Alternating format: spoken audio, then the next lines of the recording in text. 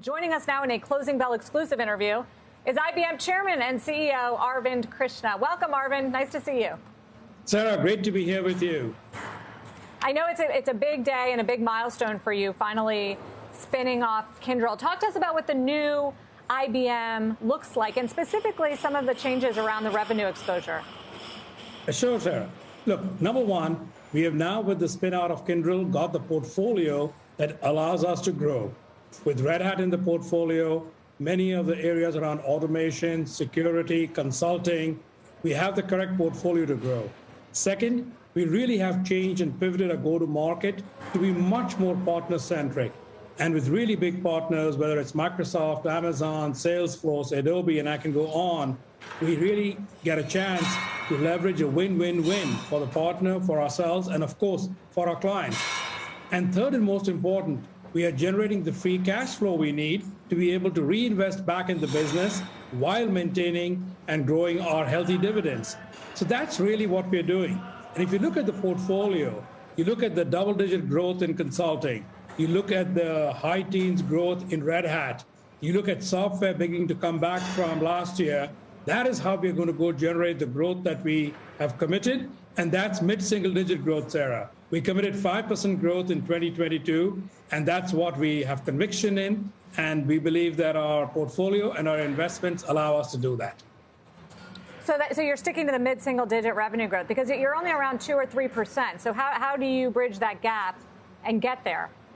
No, so that's fair, Sarah. Look, we were disappointed in our past quarter, and you're right, it's a 2%.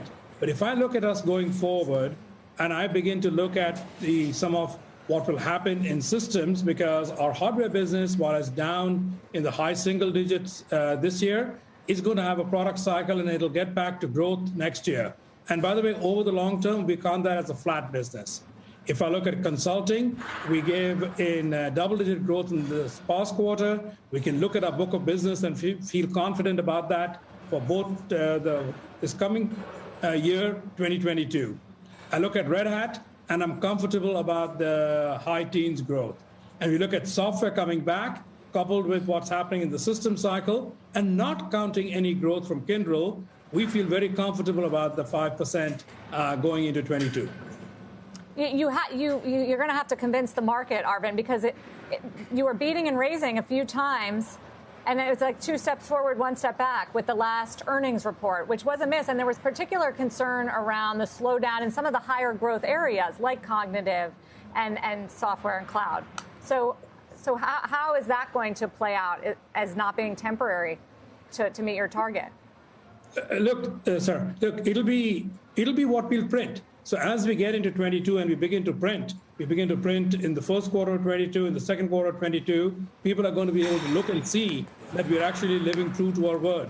And we can look already in 3 of the 4 areas, and I can look at it and tell you that based on our bookings, based on our signings, based on our pipelines, we're good. And then we have a transactional business that is inside some of these, and that is done quarter by quarter. And we can look at that and we can see that we believe that we will be able to print those numbers. And so some of that is there, but it's also based on the portfolio strength. With so much demand for high skills, we can see that in consulting there is more demand than we could probably even satisfy. If I look at the need for automation inside information technology software, with people wanting to look after more and more complicated environments, automation is going to be key because people can't get enough IT skills. You look at cybersecurity with what is going on with ransomware and cyber attacks, there's a lot of demand for our security solutions. As we look at deals like we just did with McDonald's, more and more demand for AI and cognitive solutions. All of those put together is what is driving the demand vector, and now it's up to us to go execute to prove that we can go satisfy that demand vector.